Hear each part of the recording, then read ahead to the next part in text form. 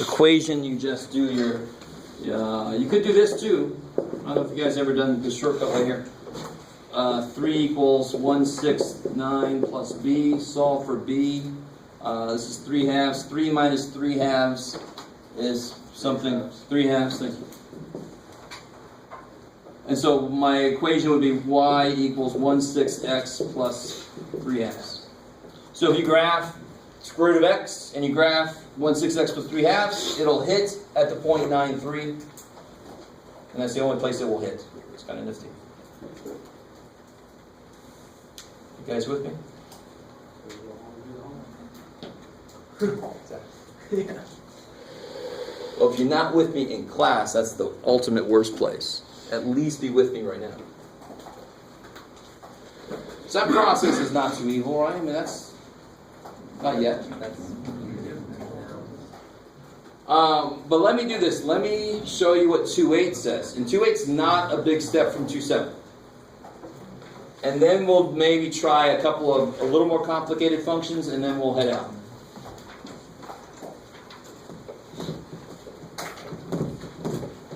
Let's see if they really, I don't know if they do terribly much more complicated. So 2/8, all 2/8 says. It says a couple very key things. It introduces some notation. Actually, the notation was introduced already. Okay, cool. So from 2/7, they say this.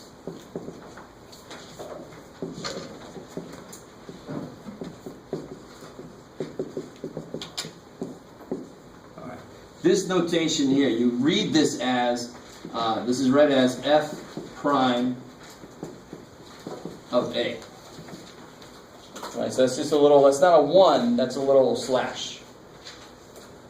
You with me so far? So it's sort of like any, so like when you first learn this, and that has a whole process involving, how to get that. It's not just 1 over f. It's not the reciprocal, inverse, no, you got to do the whole, This denotes that process. I mean, it's just a quick way of describing that process. So what we just did was we figured out if f of x is square root of x, f prime of 9 is 1/6. That's what we just figured out on the last problem we did. You with me? So the way to read this is the derivative of this function at 9 is 1/6. Or the slope of the function 9 is 1/6, because derivative is the calculus word for slope.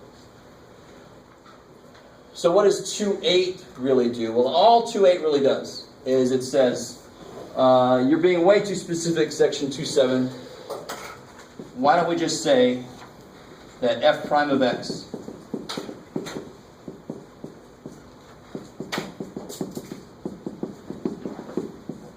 is that, right? And just not get a specific number, get a function in its own right at the end. So why would the slope itself be a function? Why would the slope be a function itself? Because it keeps changing. So it depends on where you're looking. So it has to be a function. So if I have a parabola, the most easy example I can think of, that's not a straight line, where of course it's the same everywhere. If I have a parabola, the second I move a little bit, my slope has changed. So it depends on where I am. If I'm at x equals 1 versus x equals 2, it's going to have a different slope. So that means there must be a function that would describe what that slope does as I move around. Yes, sir? So find the formula, then plug in the x value, whatever you Exactly. Right? So, for example, if I go back to square root of x, this is an interesting one.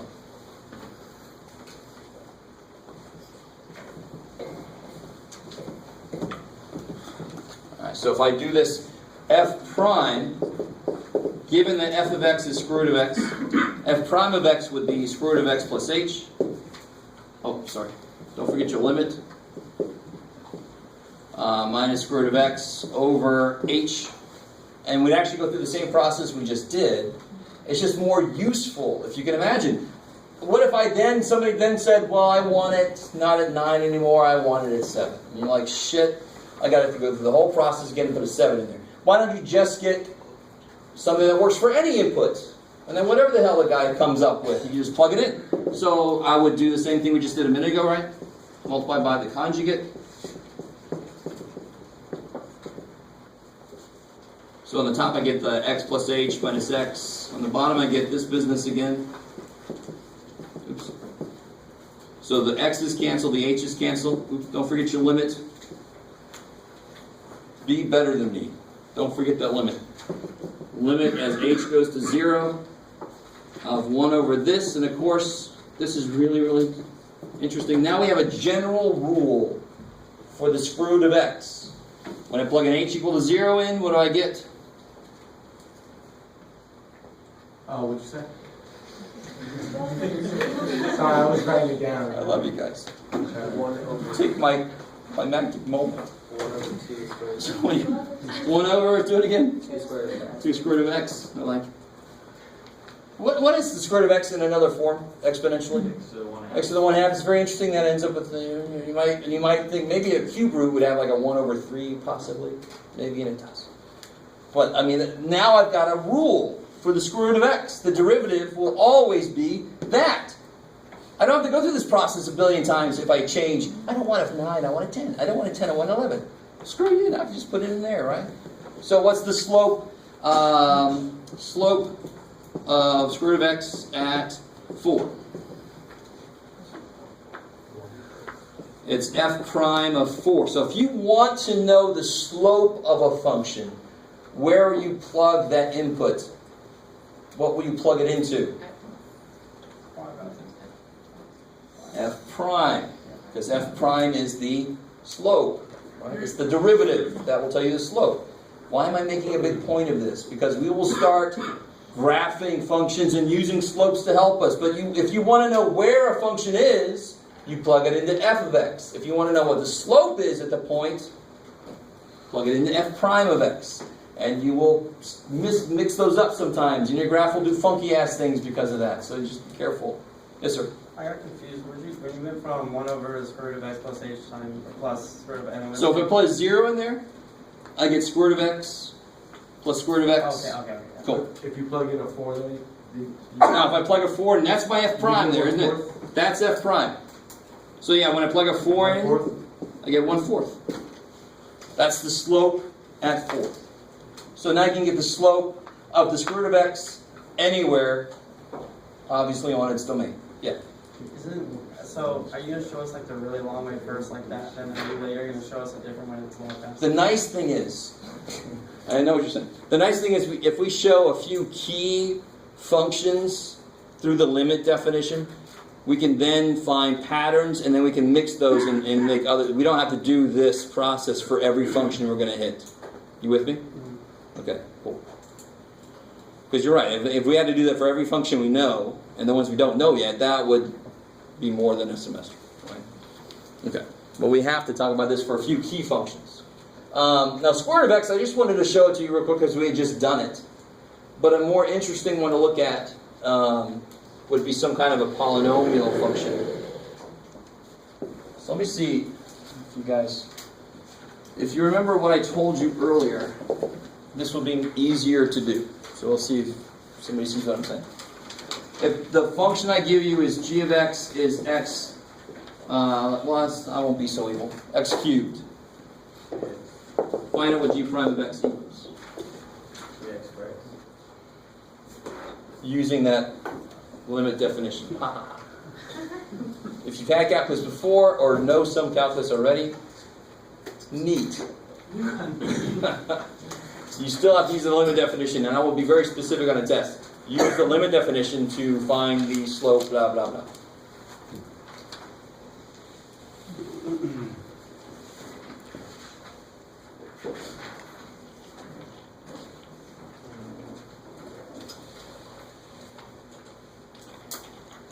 So don't let the fact I'm using g instead of f now, it doesn't mean anything. So g prime, it's the same thing.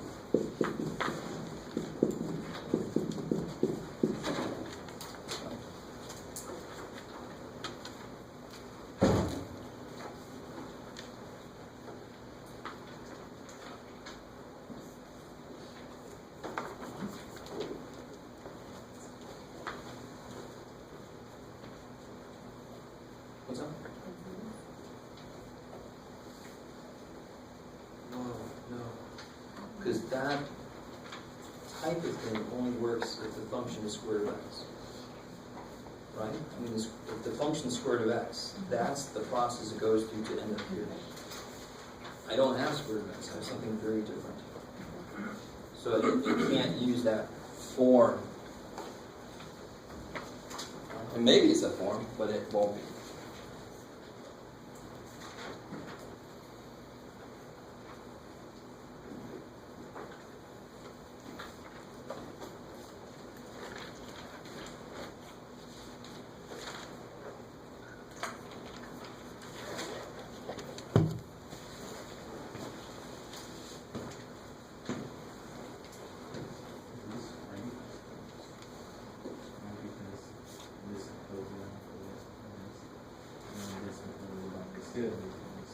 Good. Yeah, exactly.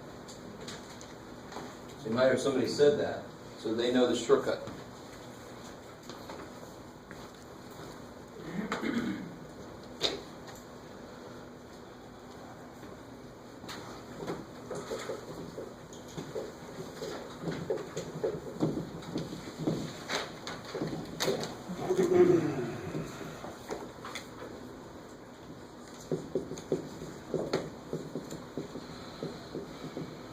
So, I mean, this shouldn't be that long, especially if you remember the whole Pascal's triangle thing we were doing earlier. So in cube, it's 1, 3, 3, 1. So you start with the most x's, no h's, 1 coefficient, 3 coefficient, lose an x, pick up an h. 3 coefficient, lose an x, pick up an h. 1 coefficient,